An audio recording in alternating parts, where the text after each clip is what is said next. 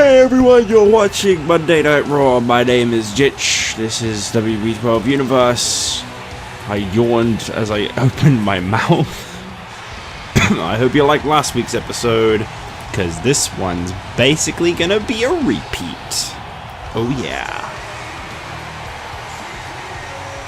We got Jack Swagger versus Edge kicking things off. That literally happened last week on Raw. But it's happening again. Last week, Edge beat Swagger to qualify for Money in the Bank.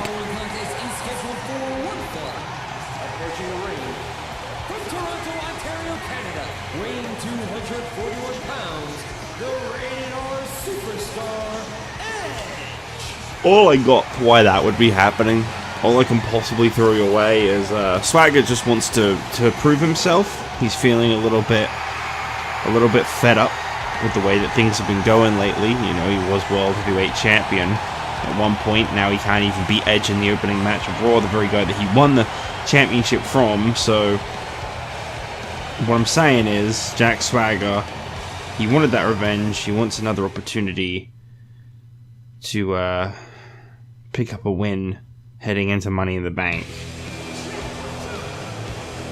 Oh yeah. That's all I got. Hey.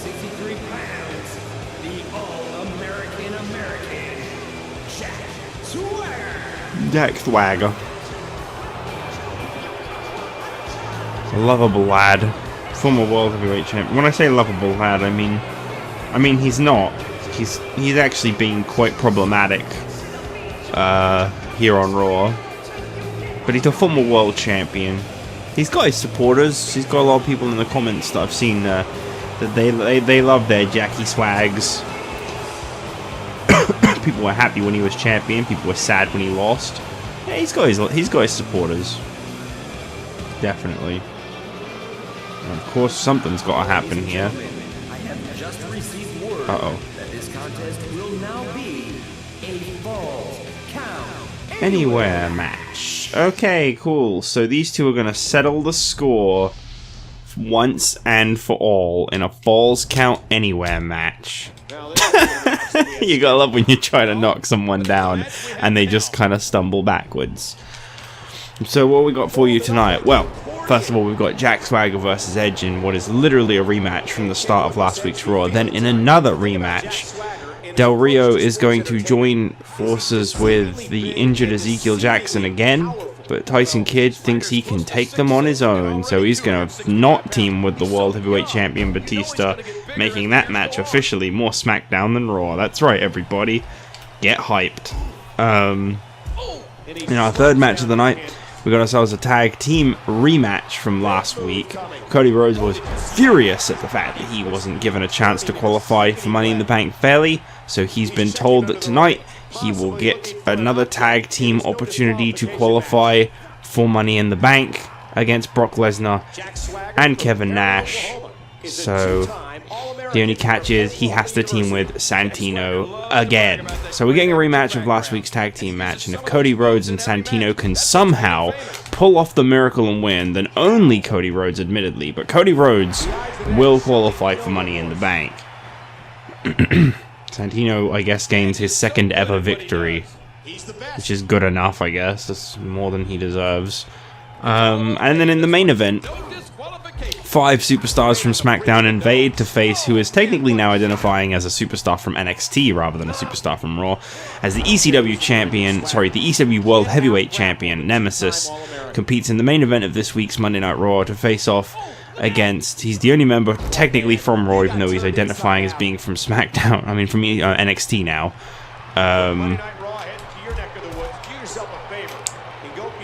And he's going to be teaming up with Alex Riley from the Misfits to face off against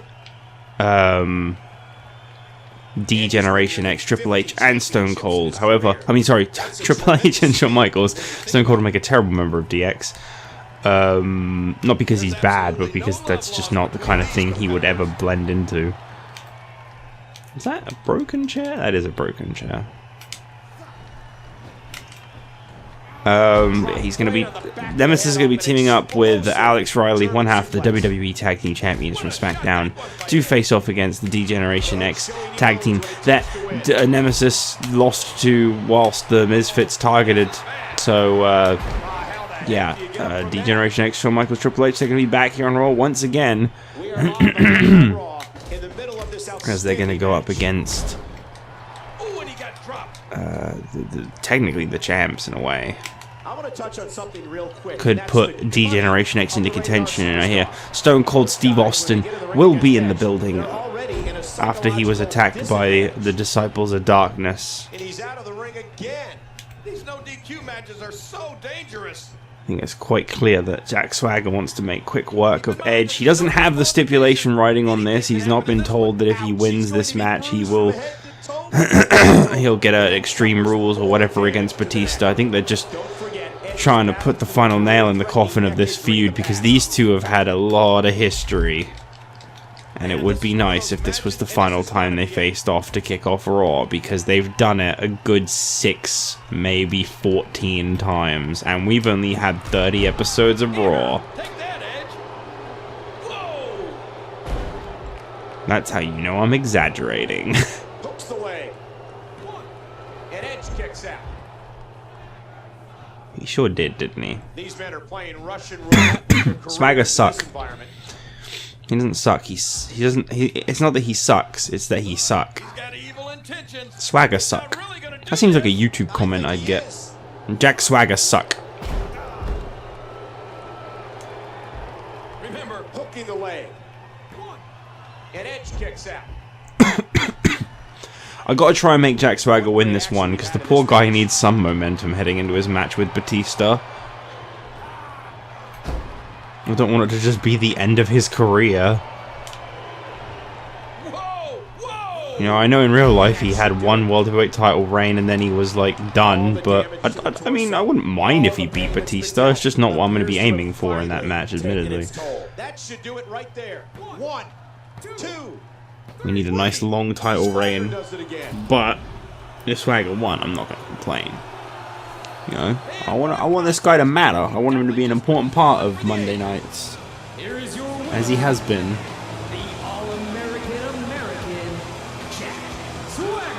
Well, with any luck, that's the last time we'll be watching those two face off against each other. And that's right, I remember now. There is one bonus to when every single match is a remarkable match, and that's that I don't have to do, like, any editing. None. I can just sit back and just talk. We got ourselves a handicap match up next. Tyson Kidd, the man who is not officially a part of Raw but has not made his SmackDown debut yet, is going to go up against these two. 2-on-1, as Batista thinks he can do it. Confident of him. Representing the powerhouse from Harlem, New York, weighing 309 pounds, Ezekiel Jackson. The powerhouse representative Ezekiel Jackson is not fully medical cleared to return to the ring yet. This is kind of pushing it a little bit having him here. We do know that when he actually returns from injury, McMahon will almost definitely give him an opportunity to get back his United States Championship, as he did technically never lose it. I will absolutely give all the credit in the world where it's due there. Jackson never lost the United States Championship. He just got injured. It's a freak accident. Those things happen. Heart of a champ.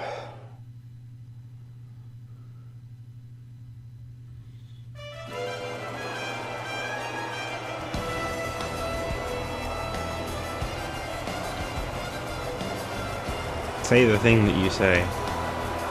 Go with whatever. Yeah, there you go.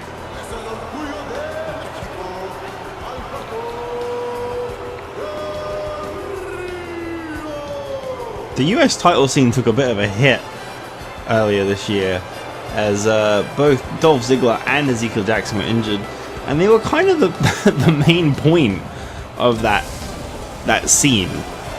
I know obviously the championship is now around the waist of Cody Rhodes, but they don't really have a contender And Ezekiel Jackson is too injured to be facing Cody Rhodes at Money in the Bank, so you can see why Cody Rhodes is pursuing qualifying for Money in the Bank so much. He doesn't have to defend for quite some time. He's already defended in his 30-day span. So, you don't really do a defense anytime soon. You can get away with being in the Money in the Bank ladder match and not having to defend. Anyway, Ezekiel Jackson, he steps up tonight with a track record of 11-8. He's been 2-3 so far this season, and I think he could really use turning that around, to be honest. Meanwhile, his tag team partner Alberto Del Rio comes in 0-4. The man has never actually won a match, but outnumbering someone the size and stature of Tyson Kidd might honestly be their best chances. Tyson Kidd is 5-9. He's 1-1 this season so far. Well, he seems ready. You gotta give the guy a lot of credit. I don't know what provoked him to want to fight these two alone, but he stepped up to the challenge. I don't know, maybe they must have issued some kind of challenge. They must have said, well, you hid behind Batista. You know, you're a joke. You can't beat us. And Tyson Kidd obviously then went, want to bet? And so here we are. That's what I have to take away from that. And that's what reasoning I've got for this handicap is they're claiming that Tyson Kidd, okay, well, he's changed his mind. He quickly walked back to the entryway. His poor arm. Okay. Well, it looks like he may not have to. I suppose Batista can step in for Tyson Kidd.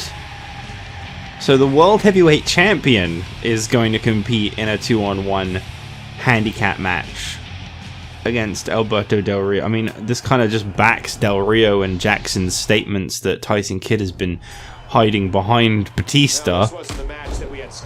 But, I mean, I respect that Batista's decided to step up. I don't know how Tyson Kidd is injured. The guy's barely competed so far this year. But, hey, his arm is hurting apparently. And now they got to deal with the World Heavyweight Champion. This might be one of the only guys who, when put in a 2-on-1 situation, probably still gonna win.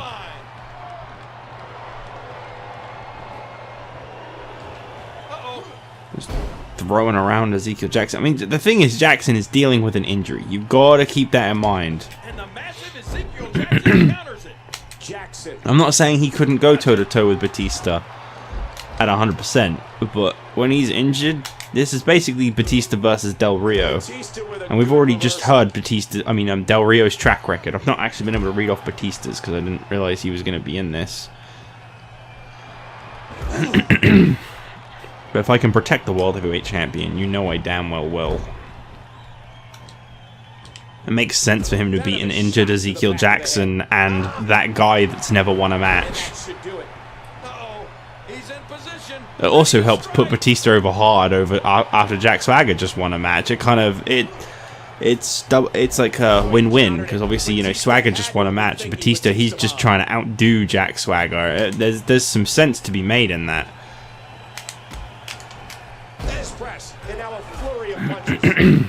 Batista showing the WWE Universe. Man has been in pursuit of the World Heavyweight Championship since the first episode. He finally got the title. And I think he's really shown what it means to him. He's been a proud face of Raw. Something we haven't had in a while with people like Randy Orton in control. Oh, right to the gut. Jackson is trying everything he can to get out of the ring. Obviously very aware of the condition that he's in. He's still able to hit his finishing move. There's the tag.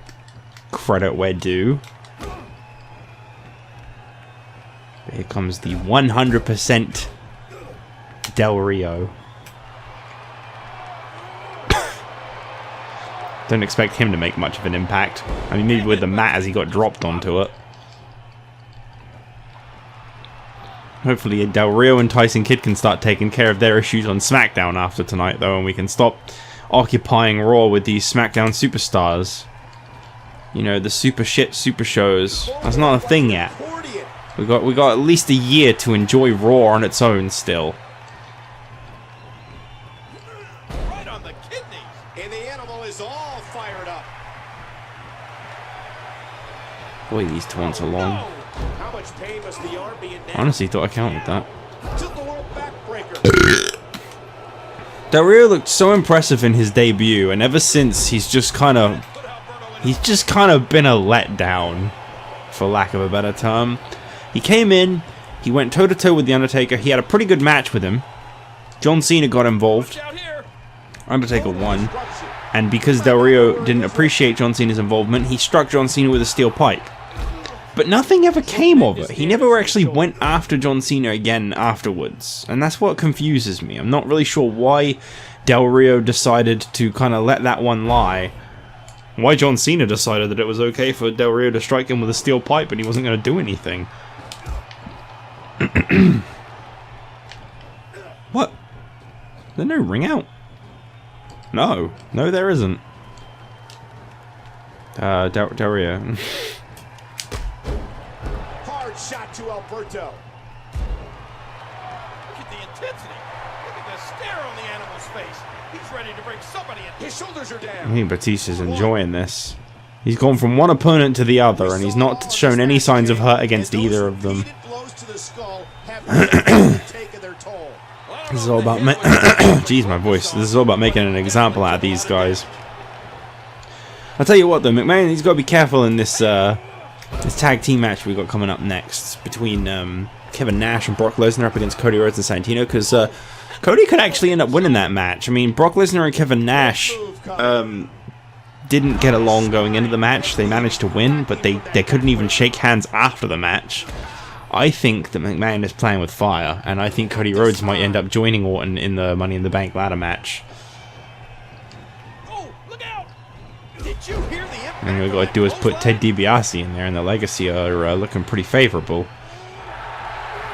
Spinebuster. That'll take its toll. And here's Jackson right in front of him. I mean, that's... And man, he saved his chances there. Hard shot to the skull. If Del Rio was smart, he would get out of the ring. But of course he isn't. Oh no, there you go. And he gets the tag. Almost welcomed by Batista. Okay, well, there was a reason that was so welcomed by Batista. And Batista delivers the Batista bomb with lethal intent. Batista bomb connecting on Ezekiel Jackson. 1, 2. He got in there. Wow. I mean, if that weren't right in the opposing corner, I think Ezekiel Jackson would have never kicked out of that. Superstar.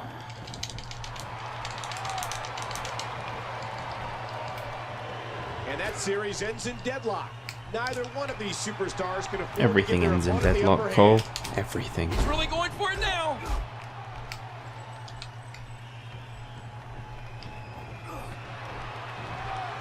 Oh, we got Ezekiel Jackson, whose injuries are only going to get worse if he spends any time in the ring. And you got Del Rio, who's just getting thrown around like a rag doll. Honestly, these two might be best off just letting this one go. I mean, I guess Jackson disagrees, but hey, I mean, I can't tell him what to do. This outnumbering situation might honestly be their best strategy, best strategy yet, he says. And here's another attempt. I think Batista just wants to wrap this one up, and so do I. And there you go. Batista beats both Alberto Del Rio and Ezekiel Jackson. And thankfully, Ezekiel Jackson gets protected in both the sense that he was injured, so it makes sense that he wouldn't be the best, and that he didn't take the pin. So Ezekiel Jackson protects his reputation. Del Rio gets his, like, what, that's his 5th loss? I actually already forgot what his record was. Boy, he's a forgettable fella, ain't he? Yeah, that's his 5th ever loss. Meanwhile, that brings the World Heavyweight Champion up to a 14-5 record with a perfect 7-0 this season. Yeah, good luck, Jack Swagger. You're really badly gonna need it. So Batista is victorious. I'm not going to touch the controller. I kind of like the suspense of, like, will there be a cutscene? Will this continue? Or will it be let go? It would make sense for it to stop here. Maybe I get a prompt saying that him and Kid have become, like, really good friends, and it'll be like, do you want to make them a tag team? So I can be like, no. And then it can just stop, because that's what it was working up towards, and I shut it down. Don't get me wrong. Batista and Tyson Kidd would be fun. It would be like Batista and Rey Mysterio. Oh, okay. Here comes Mr. Injured. He's suddenly alright. How weird is that? He just sprung up and he's okay now. They're not going to be a tag team because, I mean, I can keep talking. I don't know why I'm staring at them. You know, as much as I like the idea of like Kid and Batista, a bit like Batista and Mysterio back in the day, Kid's on SmackDown, and I'm not having a blended tag division. There's like 20 teams. We don't need a merged tag division. Both brands are fine in terms of tag teams. If anything, they could let one or two go. I can't believe Cody has been made a team with this guy again. Is scheduled for one fall. Introducing first, from Calabria, Italy, weighing 227 pounds, Santino Marella. People like Ricky Steamboat, Randy Savage, The Big Show, and Demolition have been speaking out lately about how disgusted they are to see this guy with his 1-9 win-loss record, and definitely not the legendary background that some of the other unsuccessful guys have here behind him. He just doesn't belong. He doesn't deserve the spotlight that he's hogging up. Santino is becoming quite the hated member of Raw, is basically what I'm trying to say. That's okay. You can expect to see someone like Randy Savage on NXT this week, I'm sure. Cody Rhodes comes in with his 12-10 win-loss record as he tries for the second time to qualify for the Money in the Bank ladder match. United States champion, Cody Rhodes. Disfigured, undashing. He's lost it. He's a shell of what he once was. Cody Rhodes, he can't even look in the mirror anymore.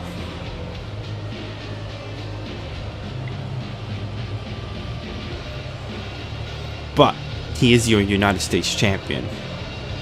And he's proud of that, at least.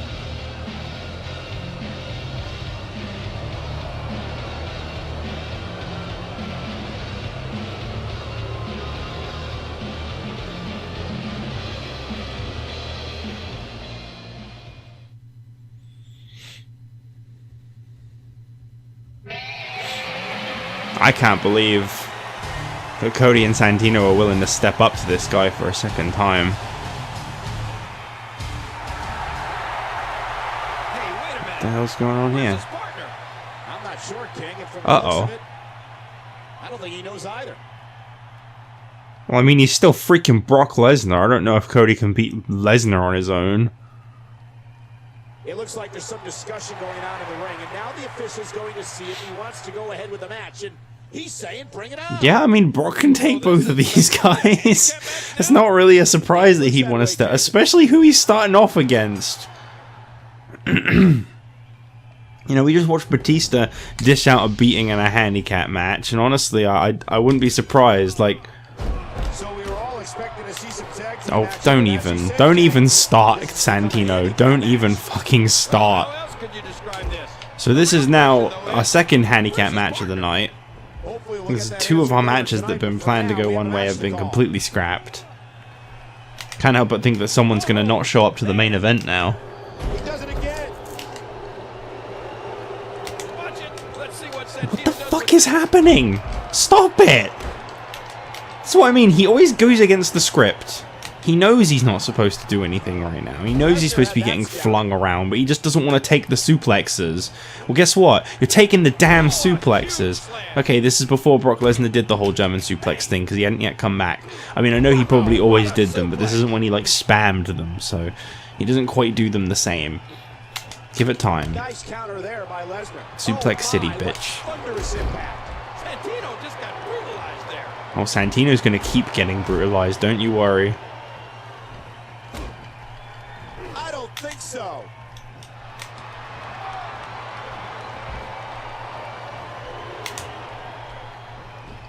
Uh-oh. In the I can't believe that Kevin Nash didn't show up. I mean, it makes sense. Don't get me wrong. tremendously painful move to the spine.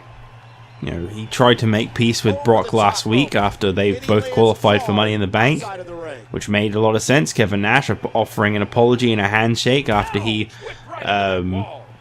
attacked and screwed Brock Lesnar out of a WWE title opportunity The attack back of at the Fatal Storm 4-Way. continues. But that Brock Lesnar does not forgive and forget, evidently. We trying to get something going for his partner. As it's just not Santino's night. As if anyone is surprised by that. What even is a Santino night? Oh look, he's already hurt. Big move. No, so close. Oh, what a slam! What impact! Cody's gonna have to fight this one on his own if he wants to qualify for Money in the Bank. He's still got 2 spaces open on Raw. He'd be joining Randy Orton, Edge, Brock Lesnar. Oh my god! Randy Orton, Edge, Brock Lesnar, and Kevin Nash. Oh, look out! That is insane. I just don't like that they don't sell that one. Never a good sign. We got to cover. 1. Oh, and a save just in the nick of time. And there's the kick out by Santino. And there's the count. Big move. Yeah, I think Cody really needs to make that tag. The thing is, he keeps losing to Brock Lesnar like this, and Brock Lesnar's going to be the next contender for the US title at least. He's got evil intentions. Oh, you can't do that yet. Wrong game. Eventually you can do a running move into the corner when they're on the top, and you usually get a pretty cool move out of it. Like a big belly to belly. He's still not through. It looks like Brock is actually telling Santino to make the tag out. He's done with Santino. He wants the next one. Ah, there you go. Not that comes as any surprise, I'm sure. Cody. Come on now. Don't rub it in. Cody gets blasted. Well, now the United States Champion's got to actually go toe-to-toe with Brock Lesnar.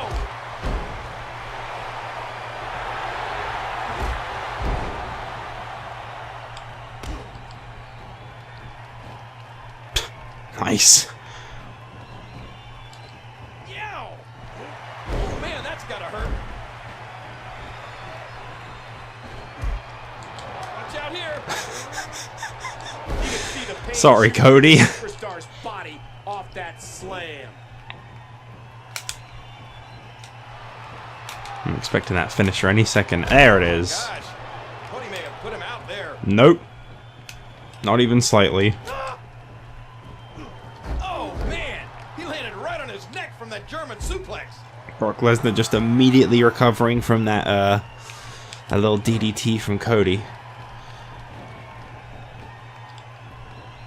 See, this is why we need like brand exclusive pay-per-views to come in. 13 couldn't come quick enough, because that's the first one where you can actually take brands off of pay-per-views. I mean, obviously I can just book it so they're not there, but that's a lot of like effort, and obviously it means that some of the stories that the game is building won't actually have like a conclusion. That's the only reason I wouldn't start doing it now. But once you get the brand exclusive pay-per-views, something like the Brock Lesnar Kevin Nash feud, that can actually lead to a pay-per-view match, other than them being Money in the Bank. Like, because obviously it's going to carry on past Money in the Bank, and they could carry on having their feud non-title. Whereas at the moment, every pay-per-view, because it's cross-brand, it's just going to be 6 title matches.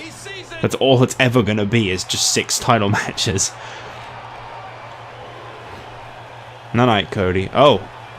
Oh, out of nowhere. My mistake. Great reaction. And Cody got his brain No, scrambled yeah, he on just the got cover flattened. Okay, referee got distracted by nothing, apparently. And this is like an invisible Kevin Nash out that we're not aware of. He's in a bad spot here.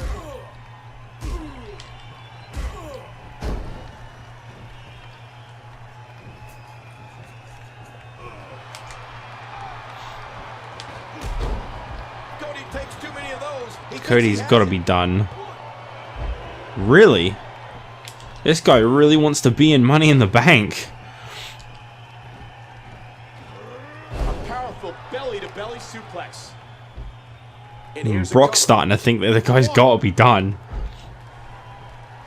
Nope. Pig, as soon as this match is over, we may need our medical personnel down here to check on the injured ribs and back.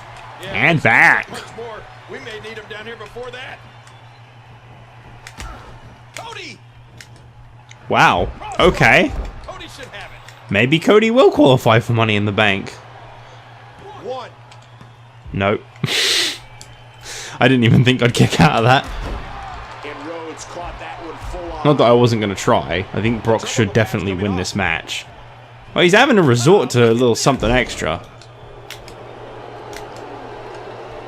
I mean, admittedly, that was a mistake, but we'll pretend it wasn't. Brock Lesnar. He's getting desperate. One, two. I have to use my fucking resiliency because he's pin spamming now. There's the damage to the back of the head. Folded up like an accordion.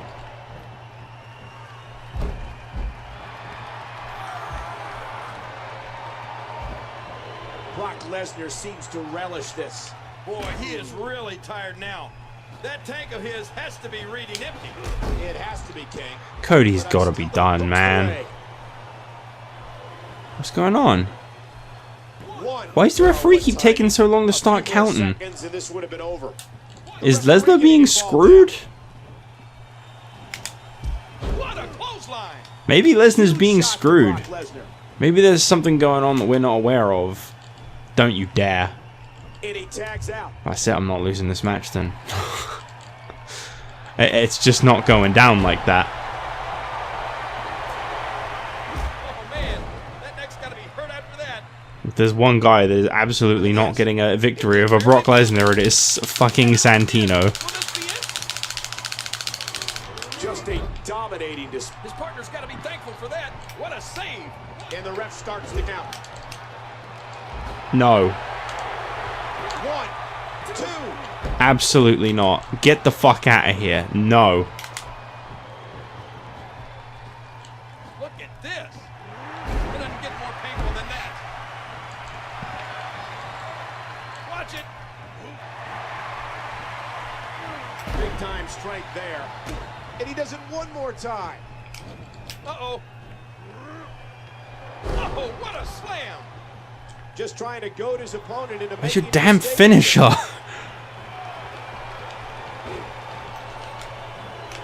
Hey! Oh, did you see that? His Get a body damn finisher! turning in a sickening way. Wrap this one up already. There. Done. This could do it. It's not enough of a joke that would make sense to finish, yeah. That's what you get for tagging in Santino, Cody. What the hell were you thinking?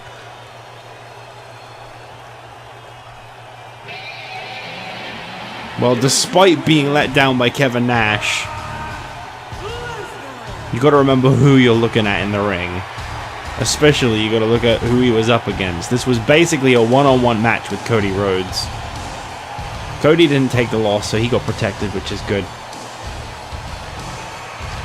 But of course, there was only ever going to be one winner in this match. Whoa, those eyes.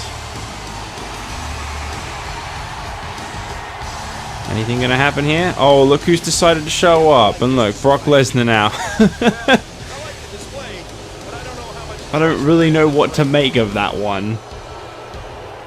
I think we'll pretend that didn't happen. We'll say that he came out and he gave him a stare down rather than he tried to shake his hand, because trying to shake his hand doesn't make any sense. Or like he like sarcastically tries to raise his arm because obviously he didn't do anything, and I don't know, something like that. Anyway, Brock Lesnar is victorious. This will only be a win for Brock Lesnar in the record books, as that was changed to a handicap match. Not a victory for Kevin Nash at all. We move on now to our tag team main event. It is Nemesis, the ECW World Heavyweight Champion, teaming up with Alex Riley of the Misfits, one half of the WWE Tag Team Champions over on SmackDown, to face off against probably the most likeliest team to face the Misfits for the tag team titles at the moment, D-Generation X, who apparently have brought Stone Cold Steve Austin, the WWE Champion for SmackDown, with them for this match. I don't know why I'm saying all of this now, because you are literally just going to be sat here with me on the loading screen whilst it loads. That's Nemesis. Doesn't he look good? Good old Nemesis, the bald Tyson Kid. That is so blatantly Tyson Kid's render from this game. Oh wait, Tyson Kid is bald. Yeah, it's just Tyson Kid. They just blacked him out. Except for his wrist tape. I guess they were going for like kind of an artistic look there.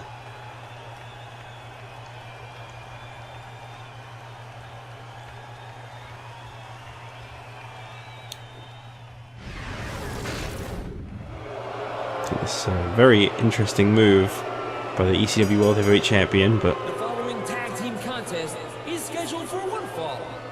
Introducing first, from Limbo, representing the Disciples, the ECW Champion, Nightmare. That's ECW World Heavyweight Champion. You don't want him to come for your blood, buddy. The ECW... I need to change his Tron. The NXT one makes so much sense now, instead of the Raw one.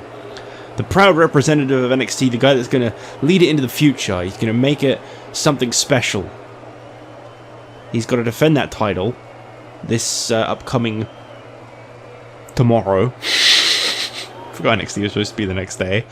He's supposed to defend that title against the former champion Wade Barrett. So he's got to be careful how much he does in this tag team match. It's only his first ever title defense, and he's already representing the brand. It's going to look real silly if he loses it right away. Is one half of the undisputed WWE Tag Team Champions, Alex Ryder. Well, there you go. As I say, one half of the WWE Tag Team Champions. This is one of the first times we've actually seen this guy in competition since winning the tag team titles. Him and Riley and Ryder. It's quite a hard one to say. Have definitely made themselves quite complacent since being named the best tag team on SmackDown. They've actually, the reason they targeted DX was to kind of close off any rumors that they couldn't beat DX.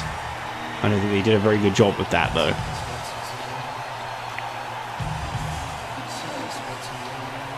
I think a lot of people are expecting DX to just kind of walk in, take the tag titles on Riley and Ryder's first defense, and leave. I guess we'll see what goes down. But the Misfits, they usually have a lot of tricks up their sleeves, so you got to be careful with a group like that. What a weird sight. Stone Cold Steve Austin just kind of stood there. Nab him. Where the lights go? What are we waiting for? Is this a commercial break? Is that what's going on? Man, wouldn't it be crazy if I remembered to put a mid-roll ad here? Right as I said that. I have never once remembered to do something like that in my life. I put them at like kind of sensical increments where like it makes sense as like a video's length. Oh, okay. Nemesis and Riley are going to try and get the upper hand quickly. I suppose that makes sense, to be honest. They're up against two former WWE champions, one of the most imposing tag teams you could ever be up against. It's a Nemesis match, so I'm not allowed to play. I can't protect... Oh. Sean, no! I can't play this match to try and protect the X. I can't play this match to try and play off of the fact that Nemesis and Riley attacked. And maybe that could be like the defense for if they were to win. Can't do anything like that. I've just got to let it happen, because it's a Nemesis match and those be the rules. Brought Zack Ryder to them to try and balance out Stone Cold. That is a very, very weak balance. I definitely think I'd want Stone Cold instead of Zack Ryder. Sorry to say. Another boot to the midsection. Austin watching on at the guy who decided to attack him because Nemesis decided that his championship was going to become of equal value to Austin's. That's what he was trying to state. And now he's back out on the apron. What a counter! Came out last week on NXT stating that he doesn't even see himself as a Raw superstar anymore. His contract may read Raw, but his heart and spirit read NXT. That is where he is. That is what he now kind of lives for. And it's his goal to make NXT important. And as I said before, this is all going to seem real silly if he immediately loses to Wade Barrett tomorrow on NXT. This is going to just be one giant mistake. Is he really going to care about putting NXT on the map if he's not the face of it? That's the question.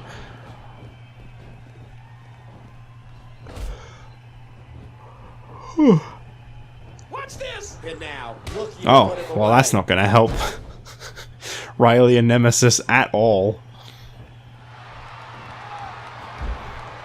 Figure four. But you never thought you'd see these guys all in one match in the main event of Raw, but here we are.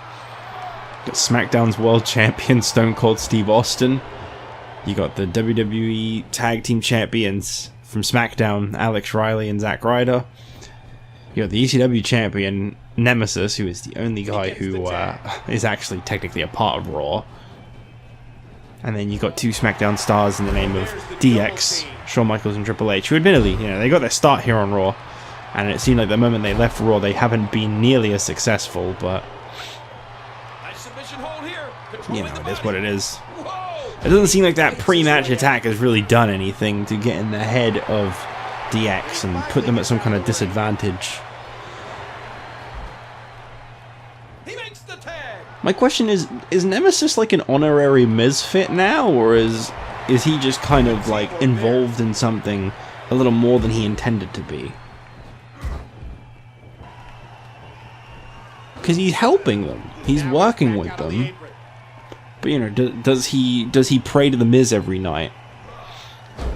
Has he read the Book of Awesome? These are the questions. Is he sipping the Kool-Aid, or is he just kind of happening to be associated with them? I don't think anyone knows the answers to that one.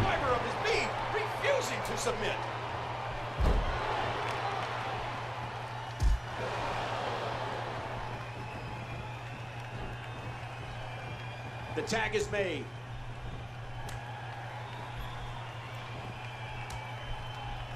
Okay. Okay.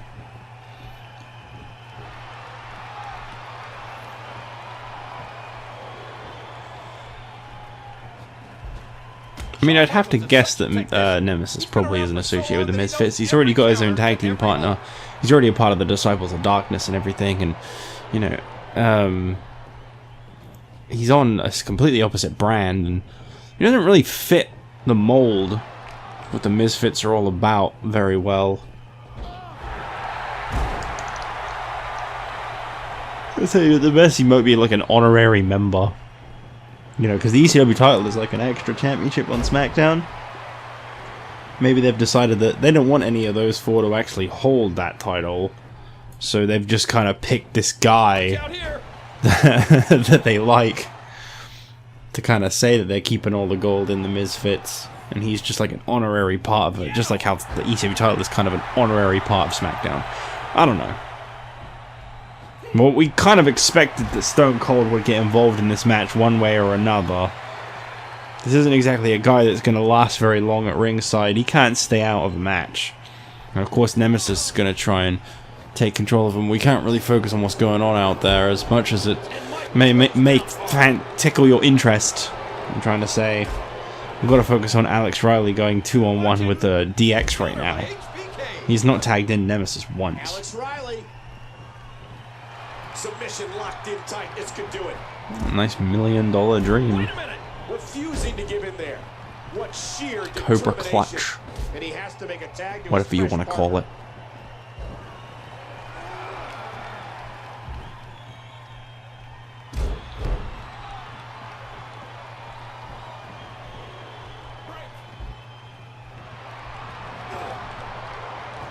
We got a tag.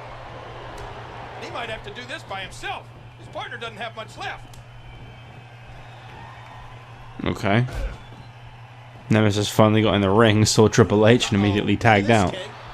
I guess the first ever WWE champion would impose fear in a lot of people's faces.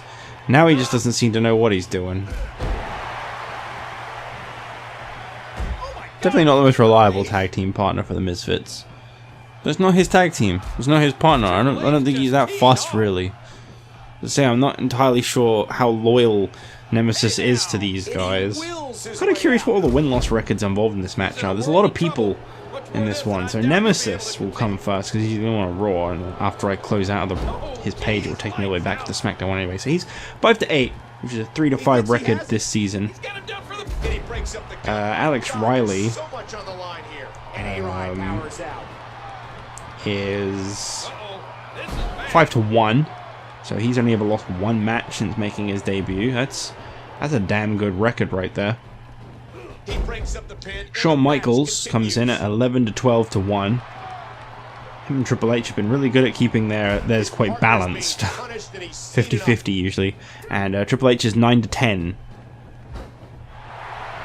Because yeah, if they win this, then there'll be 12-12-1 for Michaels, which is basically just 12-12. And Triple H will be 10-10. They've just been really good at constantly gaining a win and a loss, and a win and a loss. 50-50 booking at its finest.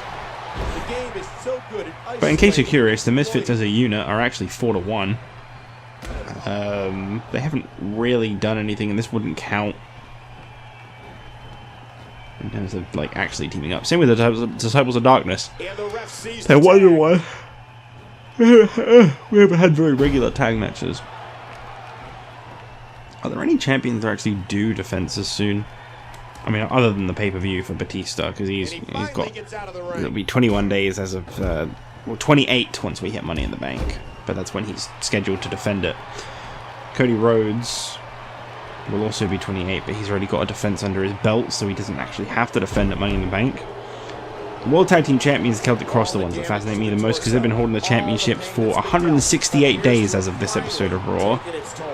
Come Money in the Bank, that will be 181 days with 5 defenses, which means that they'll actually be overdue a defense. So they've got to defend those tag titles soon. I'm surprised Triple H didn't, you know, go for the kill right there and then. It would have made a lot more sense. Whoa! Would you look at this? Oh, well. Can you believe it? This is an undying. So I think we'll see the World Tag Team titles on the line either at Money in the Bank or soon. You know, if they were to make it to Money in the Bank without defending again, they'd be 1 day overdue, so not much.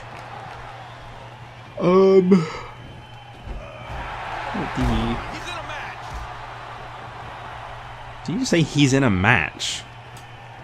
Of course he is. Watch it, watch it. Triple H, what the hell are you doing? Pedigree, that's gotta be it. I guess it's the process of elimination, really. What's the game gonna do Try here? to take out Alex Riley as much as physically possible. He is definitely gonna What have about to have those Karma? reps looked at after this match. Well, again, 28, so she'll need to defend soon. So we've got the Celtic Cross and Karma needing to defend pretty soon here on Raw. William Regal will be defending the Hardcore Championship again this week on NXT. If I can fit it in. It depends on if there's any remarkable matches, really. Because they're the only thing that would get in the way of that. And Nemesis is going to be defending tomorrow on NXT after this match, which will put him at a total of 21 days going into that match. 3 weeks, and that could be all he gets. What sheer determination. A vicious elbow drop delivered with a lot of force. Can he score the pin? I mean, it would be very surprising if he did. Stone Cold Steve Austin continues to pay off. Oh, whoops. Such a gentle fade off. Is Zack Ryder still at ringside, or are they both gone now? Because I think that was Austin getting kicked from ringside. No, they're both still there, actually. Neither of them have been kicked. Thunderous explosion of humanity. Into the cover, hooks the leg. Gotta say, Austin's running it really fine. He's gonna be gone soon. There hasn't really been anything that's marked why this... Oh no, there was the cutscene before the match, that's right. There hasn't really been anything that's made this the remarkable match that it's been advertised as, but... Yeah, that would be it. It would be the jump attack before the match. Because a remarkable match pretty much just means it's a story match. It's customized by the game. It's an important match. You should do it. It's going to keep coming up if you don't. I don't know. I guess they do tell their own story, so I don't mind. Okay, I think Austin's gone. So I think the Misfits... Or Riley and Nemesis, I guess. I can't really call them the Misfits. Are at an advantage now. Well, maybe not for long. Oh, that wasn't the comeback sequence. Wow. He just did the move that was the comeback sequence, rather than doing the comeback sequence. He did the move that starts the comeback sequence, is what I'm trying to say. Michael's looking to put it all on the line. Well, that's a bold move. He might have lost some teeth there. I'm going to pretend I didn't just see that happen. I kind of want a gif of that, to be honest. Can somebody give that? And that may have been the only escape. Oh, man, you take a shot. Nemesis went to jump to action and just went the complete wrong direction. Kind of just really want a gif of that. If you get one, tweet it to me.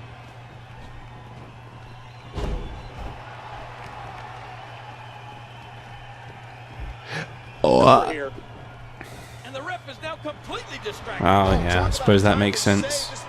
Gotta be a nice homecoming for someone like Zack Ryder. I mean, it made his career being here on Raw. The polished, uncanny game is Well, so he's out. astute. It's now just a standard 2-on-2. Referee just making sure Ryder's actually gone. And that was it. Triple H wins. The game wins. I think Michaels got rid of Nemesis at some point during that, and I just didn't see. Are you ready? Oh well. Here are your winners. So there you go. Shawn Michaels and Triple H. D-Generation. And what's most important for DX in this situation is the fact that they pinned the tag team champion in the match. That's what's really important here.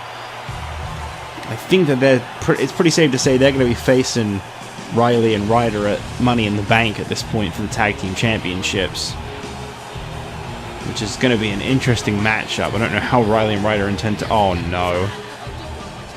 They may not make it to Money in the Bank.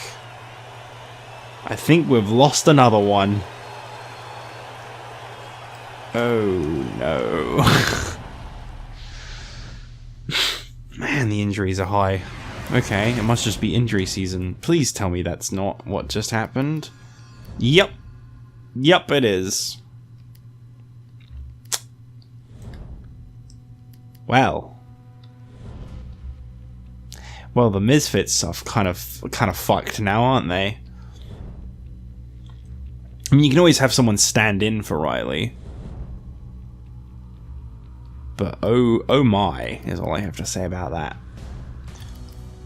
Jack Swagger is victorious. Okay, so there you go. So let's see. Jack Swagger and Batista. Where does Swagger move? Because obviously Batista can't move on the rankings. These stayed the same, not the same. DX went up on the rankings that they don't belong on. Okay, so Jack Swagger getting a victory over Edge put him still at 6. It didn't make a difference. Meanwhile, Edge's loss dropped him from 2 to 4. Okay. Batista winning this handicap match against Jackson and Del Rio. Well, Batista's already the world champion, so it couldn't have affected him there. Did it do anything for Tyson Kidd is the question. No. Del Rio is the only one that matters then, because Jackson's injured, so you can't see where he goes. Del Rio remained the same. Okay. Lesnar and Nash beating Santino and Cody. Right, they're all on Raw. Nash is still number 1, Lesnar's gone up to 3, whereas Cody is 14 and Santino has finally dropped a rank. Man, that took a long time. And he only dropped by 1. But he dropped a rank, that's good. And Triple H and Michaels over on SmackDown. Can't really check for Riley now because, you know, he's injured. So Triple H up from 3 to 2. Michaels up from 9 to 6. Stone Cold Steve Austin at ringside could have gained something from it, but I wouldn't know. Meanwhile, Nemesis has lost. Plus, Zack Ryder might have taken a drop. Yeah, he went from 6 to 9, so him and Michaels just traded places. And Nemesis remained at number 22. Okay. That's all the changes that we got that week. This week on NXT, I guess we won't be getting a hardcore title match, because they already announced that Nemesis would face off against Wade Barrett for the ECW Championship, and we've got 2 remarkable matches. So, Husky Harris is going to face Justin Gabriel with Brie Bella in his corner. I'm not really sure why, but she's decided to get involved in this situation. This match will have to be swapped out for the ECW World Heavyweight Championship rematch between Barrett and Nemesis. And in the main event, McGillicuddy and Otunga continue their issues with Brodus Clay. But Clay is promising backup. Who's he going to be teaming with? That I am very interested in finding out. And I'll see you guys on the next episode where we will find out. Bye.